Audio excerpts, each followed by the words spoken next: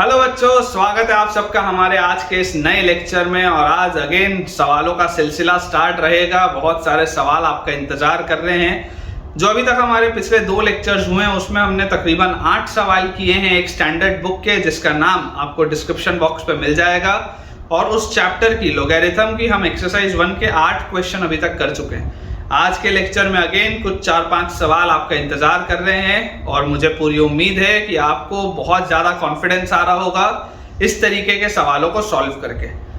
हर बार की तरह बच्चों ये रिक्वेस्ट है मेरा कि अगर आप इस बुक के अलावा भी कोई पर्टिकुलर बुक चाहते हैं मैं आपके लिए सॉल्व करूं तो आप मुझे कमेंट्स में ज़रूर बताएं। और मैं दावा आपको कर रहा हूं, गारंटी आपको दे रहा हूं कि मैं उस बुक के भी सॉल्यूशन इतने ही डिटेल में, इतने ही अच्छे से आपके लिए लेके आऊँगा, क्योंकि मेरा पर्पस बहुत क्लियर है कि आपके लिए फ्री ऑफ कॉस्ट ये एजुकेशन अवेलेबल होना चाहिए। पढ़ाई अच्छे से होनी चाहिए, मैथ्स का डर दूर होना चाहिए और आपका आईआईटी में सिलेक्शन निश्चित होना चाहिए। इतना ही मेरा एम है और उसी प्रयास के साथ ये यूट्यूब चैनल में चला भी रहा हूँ। चलिए शुरुआत करते हैं बच्चों अपने आज के लेक्चर को। लगभग 8 सवाल हमने कर लिए थे और मैं आपको जैसे दोबारा बता दूं कि डिस्क्रिप्शन बॉक्स में आपको प्लेलिस्ट मिल जाएगी जिसमें कि पूरा का पूरा थ्योरेटिकल कंसेप्ट अवेलेबल है। तो अगर आपको इन सवालों को समझने में थोड़ी भी तकलीफ हो रही है बच्चों, तो इट्स माय हम्बल रिक्वेस्ट कि आप एक बार उस प्लेलिस्ट को चेक करें, उस वीडियोस को पूरा थ्योरेटिकली देखें अच्छे से और उसके बाद इन सवालों को मेरे साथ बनाएं ताकि आपकी प्रैक्टिस और अच्छे से हो पाए। तो बेटा हमारे पास जो सवाल दिया हुआ है क्वेश्चन नंबर 9 से हम शुरू करेंगे। अगेन सिंगल करेक्ट टाइप है। क्वेश्चन में हमारे पास जो डेटा लिखा है उसमें दिया है कि लॉग और बेस में हमारे पास लिखा है 2√2 और नंबर की जगह हमारे पास लिखा हुआ है 32 टाइम्स 5th रूट ऑफ 4। ये हमारे पास लिखा है 32 टाइम्स 5th रूट ऑफ 4। इस पूरे की जो वैल्यू है इसकी वैल्यू है अल्फा प्लस बीटा। इसकी वैल्यू हमारे पास दी हुई है अल्फा प्लस बीटा। हमें बोला जा रहा है कि अल्फा एक इंटीजर है, अल्फा एक इंटीजर है और बीटा जो है, बीटा की वैल्यू बच्चों मूव कर रही है 0 से 1 के बीच। ये वो कैरेक्टरिस्टिक और मैंटीसा वाला आप कंसेप्ट याद करिए। थ्योरी में मैंने आपको पढ़ाया है कि कैरेक्टरिस्टिक जो होता है वो इंटीग्रल पार्ट होता है और मैंटीसा जो होता है वो फ्रैक्शनल पार्ट होता है और वो हमेशा 0 से 1 के बीच में होता है। कुछ उसी तरीके की बात हमसे हो रही है। हमसे बच्चों पूछा जा रहा है अल्फा की क्या वैल्यू होगी। ठीक है, आसान सा सवाल है, अल्फा की वैल्यू हमसे पूछी जा रही है। अब देखिए आपको उसको सिंप्लीफाई करना है। तो मैं आपको बोलता हूं कि हम पूरी चीज को अगर 2 के पावर्स में ले जाएं तो बहुत आसान हो जाएगा हमारे लिए। तो ये बेसिकली हमारे पास लिखा क्या है, देखिए लॉग के साथ बेस पे 2√2 लिखा है, मतलब ये तो लिखा हुआ है 2 की पावर 3/2। 2√2 मतलब क्या होता है, 2√2 मतलब 2 की पावर 3/2, क्योंकि 3/2 का 1 + 1/2 लिखेंगे, 2 की पावर 1 2 होता है और 1/2 मतलब √2 आ जाएगा। बिल्कुल सही। और नंबर की जगह अगर हम ध्यान से देखें तो 32 मतलब सबसे पहले 2 की पावर 5 और 5th रूट ऑफ 4 मतलब ये लिखा हुआ है 4 की पावर 1/5। ये हमारे पास चीज लिखी। 5th रूट ऑफ 4 मतलब 4 की पावर 1/5। अब इस 4 को अगर मैं 2 का स्क्वायर कर दूं, अगर बच्चों मैं 4 को 2 का स्क्वायर कर दूं और ये जो 1/5 मेरे पास लिखा था इसको मैं 2/5 कर दूं तो चल जाएगा, आ जाएगा। ये 2 स्क्वायर 4 बन जाएगा, 4 की पावर 1/5 आ जाएगा जैसा लिखा था। तो मुझे सिर्फ इसको सॉल्व करना है। तो ये बेसिकली लिखा हुआ है लॉग, बेस पे लिखा है 2 की पावर 3/2 और नंबर की जगह हमारे पास लिखा है 2 raised to the power 5 + 2/5। अब 5 + 2/5 क्या होता है, देखो ये बेसेस सेम है, पावर्स ऐड होंगे तो 5 + 2/5 मतलब 27/5। 5 + 2/5 मतलब होता है 27/5। ठीक है, ये हमारे पास चीज आ गई। तो यार यहां से बच्चों आप ध्यान से देखेंगे तो ये 27/5 तो ऊपर आ जाएगा न्यूमरेटर में और डिनोमिनेटर में हमारे पास आ जाएगा 3/2। यही प्रॉपर्टी होती है और यहाँ पर आपके पास बच जाएगा log 2/2। अब log 2/2 तो 1 है, मतलब ये लिखा हुआ है 27/5 डिवाइडेड बाय 3/2। तो इसको अगर आप सॉल्व करेंगे तो 27/5 और डिवाइडेड बाय 3/2 है तो इंटू 2/3 हो जाएगा। ऐसे ही हम इसको सॉल्व करते हैं, उसमें कोई दिक्कत की बात तो है नहीं। तो ये 3 और 27 कटेगा तो 9 आएगा और फाइनली ये जो पूरी चीज है this will come out to be 18/5। अब अगर ये 18/5 आता है तो मुझे पता है 18/5 तो क्या होता है 3.6 होता है। 18/5 इज नथिंग बट 3/6। तो यार इसको देखो अगर आप इस तरीके से अरेंज करके लिखोगे तो this can be written as 3 + 0.6। तो ये जो अल्फा होगा, अल्फा की वैल्यू क्या आ जाएगी हमारे पास 3 आ जाएगी। बहुत आसान सा सवाल है और बिल्कुल सही आंसर अपना आया है। A option is the right answer and I hope आपको ये बहुत बढ़िया तरीके से समझ में आया होगा। चलिए इसे जल्दी से अपन क्लियर करते हैं, अगले सवाल की तरफ आगे बढ़ते हैं। अगला अपने पास बच्चों जो सवाल लिखा हुआ है वो क्वेश्चन नंबर 10 है। उसमें जो डेटा लिखा है मैं पहले आपके लिए वो नोट कर देता हूं। हमें दिया हुआ है कि log 2 बेस 10 इसकी वैल्यू दी हुई है a के बराबर, ठीक है। log 2 बेस 10 की हमारे पास वैल्यू दी हुई है a के बराबर, और log 3 बेस 10 की बच्चों वैल्यू हमारे पास दी हुई है b के बराबर, ठीक है। log 2 बेस 10 a है, log 3 बेस 10 b है, और हमें बोला जा रहा है कि 9 की पावर x जो है वो 15 के बराबर है। 9 की पावर x जो है वो 15 के बराबर है। तो आपको x की वैल्यू बतानी है, आपको x की वैल्यू बतानी है a और b के टर्म्स में। आपको x की बच्चों वैल्यू बतानी है a और b के टर्म्स में। बहुत आसान सा सवाल है। अब देखिए इसका अप्रोच क्या होगा। अगर हम इसका अप्रोच समझें तो हमें जो बात समझ में आती है वो क्या है कि अगर 9 की पावर x 15 के बराबर है, मतलब x की वैल्यू आप लिख सकते हैं log 15 बेस 9। अगर आप x की वैल्यू log 15 बेस 9 लिखेंगे तभी तो आएगा यार, तभी तो 9 की पावर x 15 के बराबर आएगा। अब अगर मैंने ये चीज लिख ली तो अब मुझे आप यहाँ पर देख के बताओ कि यहाँ पर log का बेस 10 है, यहाँ पर भी log का बेस 10 है, पर यहाँ पर बेटा आपके पास log का बेस 9 है। तो आपको बेस चेंजिंग थ्योरम लगाना पड़ेगा। तो आप इसको लिख सकते हैं log 15 base 10 divided by log 9 base 10। इसको आप ऐसा लिख सकते हैं, जो log 15 बेस 9 था इसको मैं log 15 base 10 divided by log 9 base 10 लिख सकता हूं बेस चेंजिंग थ्योरम लगा के। अब इसको मुझे सिंपलीफाई करके उस फॉर्मेट में लेके आना है। तो यहां से देखो इसको अपन लिखेंगे log 3 base 10 plus log 5 base 10 divided by ये 9 को आप क्या लिख सकते हैं, 9 को आप लिख सकते हैं बच्चों 3 का स्क्वायर।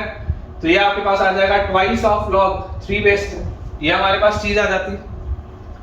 देखो ये log m plus log n है तो log mn हो जाएगा ना, ये log 15 बेस 10 आ जाएगा। बहुत बेसिक सी चीज है, मुझे उम्मीद है कि आपको ये समझ में आ रहा होगा। अब अगर ये चीज हमारे पास आ जाती है तो इस log 5 बेस 10 को भी आप क्या लिख सकते हैं, ये जो log 5 बेस 10 है, देखो मुझे यहाँ पर सिर्फ 2 और 3 का इस्तेमाल करना है, मुझे 5 का इस्तेमाल नहीं करना है, सिर्फ 2 और 3। तो 3 तो मुझे दिख रहा है, इस 5 को हटाना पड़ेगा। तो log 5 को अपन क्या लिख सकते हैं, 5 को क्या मैं 10/2 लिख लूं। 5 को अगर मैं 10/2 लिख लूंगा तब तो कोई प्रॉब्लम नहीं है। तो यहां से मेरे पास आ जाएगा log 3 base 10 plus log 10 base 10 होता है 1, ठीक है। log 10 बेस 10 1, और क्योंकि ये डिवाइड में था तो माइनस log 2 बेस 10, ये अपने पास आ जाती है चीज। और नीचे अपने पास लिखा हुआ है ट्वाइस ऑफ log 3 बेस 10। कोई दिक्कत नहीं होना चाहिए, बहुत आसान सा कैलकुलेशन है। अब देखिए log 3 बेस 10 की वैल्यू थी अपने पास 1, सॉरी log 3 बेस 10 की वैल्यू अपने पास थी b, तो दिस इज b प्लस 1 और माइनस log 2 बेस 10 मतलब माइनस a, और अपॉन नीचे अपने पास क्या आ जाएगा 2b। ये अपना आंसर होना चाहिए। चेक कर लो बच्चों, ये आपके पास आंसर आना चाहिए। अपन भी अपना ऑप्शन देख लेते हैं। हमारे पास जो आंसर दिया हुआ है वो डी ऑप्शन में है, ठीक है। 10th वाले क्वेश्चन में डी ऑप्शन में है, which is 1 plus b minus a divided by 2b। बिल्कुल सही है, 1 plus b minus a divided by 2b, बिल्कुल करेक्ट है। चलिए इसे क्लियर करते हैं। 2 सवाल और बचे हैं, जल्दी से उन्हें भी अपन बनाते हैं और उसके बाद आज का लेक्चर अपन एंड करेंगे। क्वेश्चन नंबर बच्चों 11 जो अपने पास लिखा हुआ है उसमें भी कुछ टर्म्स लिखे हुए हैं, पहले अपन वो नोट कर देते हैं, फिर जो निकालना है वो मैं आपको बताता हूँ। हमारे पास इसमें दिया हुआ है कि log 5 बेस 3 इसकी वैल्यू x है, ठीक है। log 5 बेस 3 की वैल्यू x है, और log 11 बेस 25 log 11 बेस 25 इसकी वैल्यू अपने पास y है। ये अपने पास बच्चों कंटेंट दिया हुआ है, log 5 base 3 is equal to x and log 11 base 25 is equal to y। हमसे पूछा जा रहा है कि हमको वैल्यू बतानी है log बेस 3 पे 11/3, हमको इसकी वैल्यू बतानी है log बेस 3 पे 11/3 की in terms of x and y। Again बहुत ही आसान सा सवाल है। आप सिर्फ ये पहले देखिए आपको जो चीज निकालनी है आप उसको पहले थोड़ा सा सिंप्लीफाई करिए।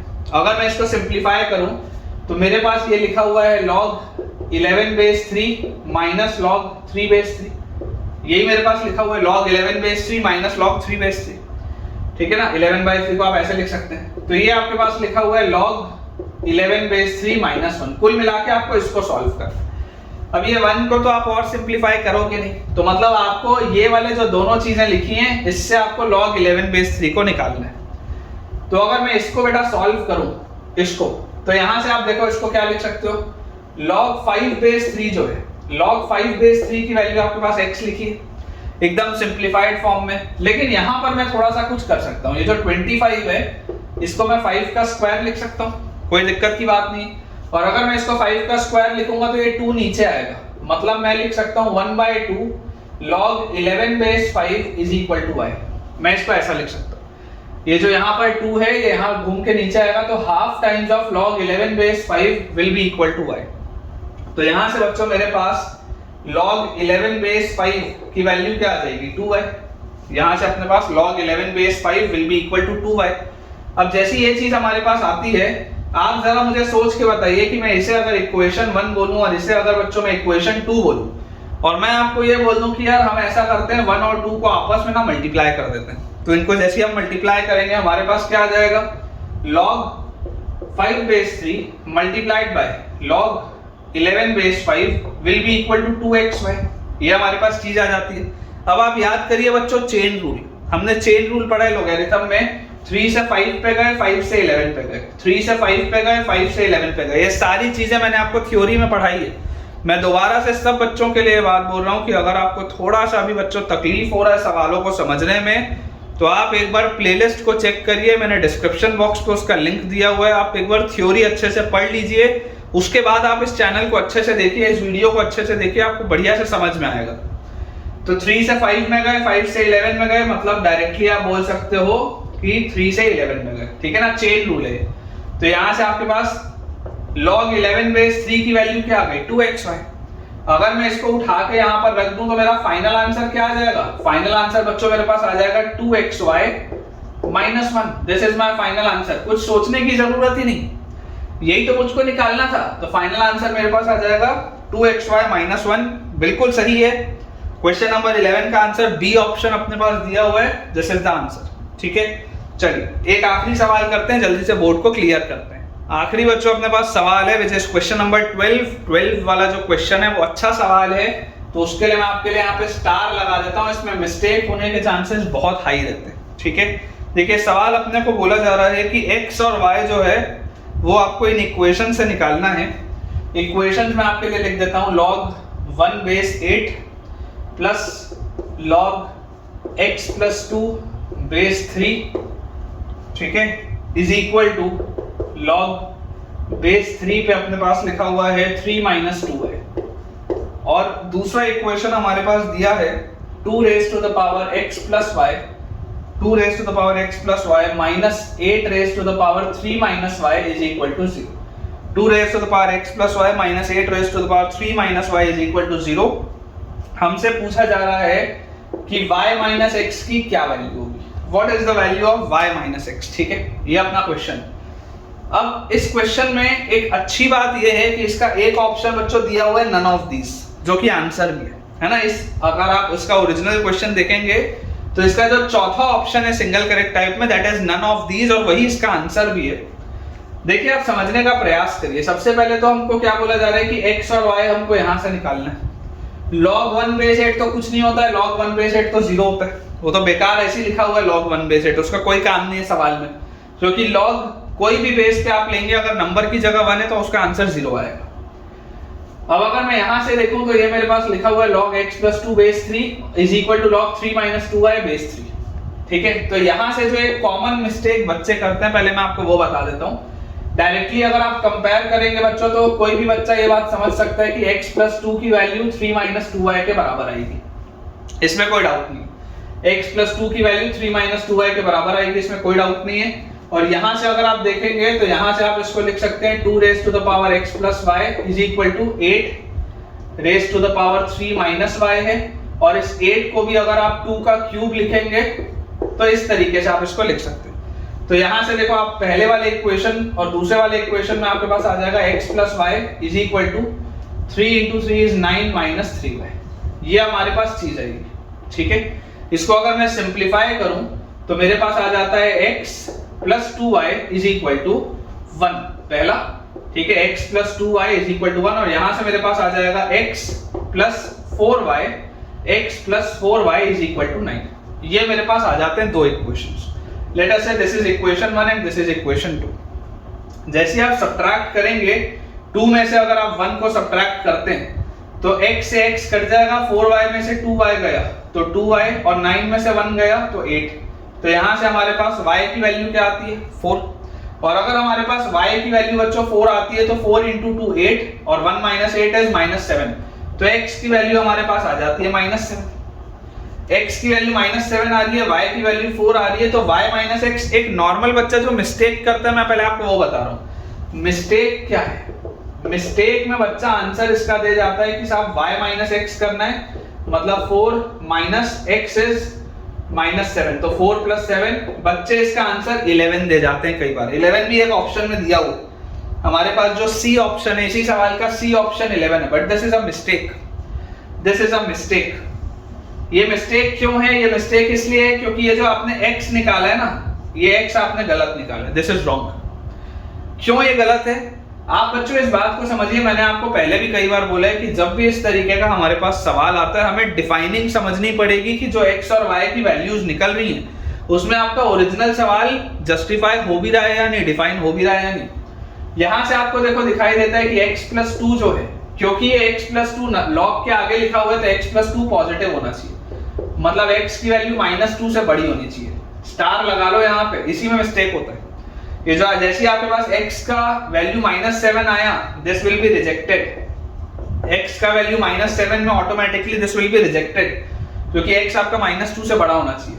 और यहाँ से क्योंकि ये 3 - 2y भी नंबर की जगह लिखा है, तो 3 - 2y भी पॉजिटिव होना चाहिए, मतलब 2y की वैल्यू 3 से छोटी होनी चाहिए, मतलब y की वैल्यू 3/2 से छोटी होनी चाहिए। आपके पास y की वैल्यू 4 आ रही है, rejected, this will also be rejected. देख लो आप ध्यान से, 3 - 2y पॉजिटिव होना चाहिए, मतलब 2y आपके पास आ जाएगा 3 से छोटा, मतलब y 3/2 से छोटा, आपके पास y 4 आ रहा है। तो इसका बच्चों कोई सॉल्यूशन ही नहीं आएगा। कोई भी x और y की वैल्यू के लिए दोनों इक्वेशंस एक साथ सेटिस्फाई हो ही नहीं सकते, इसलिए इसका जो आंसर है, answer is none of these. इसका answer is none of these, जो 4 ऑप्शंस हैं, क्योंकि x और y की कोई भी ऐसी कॉमन वैल्यू ही नहीं मिलेगी जिसके लिए दोनों इक्वेशन सेटिस्फाई हों। मिस्टेक में बच्चे इसका आंसर 11 दे जाते हैं, लेकिन इसमें इंपॉर्टेंट बात क्या है कि आपको एक बार क्रॉस चेक करना है ओरिजिनल सवाल के साथ। तो ठीक है बच्चों, विद दिस हम अपने आज के लेक्चर के एंड पे पहुंच चुके हैं और मुझे पूरी उम्मीद है कि आपको आज के 4 सवाल बहुत पसंद आए होंगे और आपके कंसेप्ट्स क्लियर हुए होंगे। अगर आपका भी यही मानना है कि आपको फायदा हुआ है हमारे आज के लेक्चर से, तो जल्दी से मुझे आप इस वीडियो के कमेंट सेक्शन में एक अच्छा सा प्यारा सा कमेंट करके बताइए कि आपने आज मुझसे क्या क्या नया सीखा। और अगर आपको बच्चों इससे फायदा हो रहा है इस चैनल से, तो अपने दोस्तों के साथ, अपने स्कूल फ्रेंड्स के साथ, अपने कोचिंग फ्रेंड्स के साथ इन वीडियोस को शेयर करें, उन्हें भी बताएं इस चैनल के बारे में, ताकि उन सबकी पढ़ाई बहुत बढ़िया तरीके से हो पाए। तो ठीक है बच्चों, मिलते हैं अपने अगले लेक्चर में कुछ नए सवालों के साथ, और रिकमेंड करूंगा आप सबको कि आप पहले वीडियोस में जो थ्योरी वाला पोर्शन है, जो डिस्क्रिप्शन में आपको प्लेलिस्ट में दिख रहा है, उसे अच्छे से एक बार कवर कर लें और उसके बाद इन लेक्चर्स को मेरे साथ एंजॉय करें। Thank you.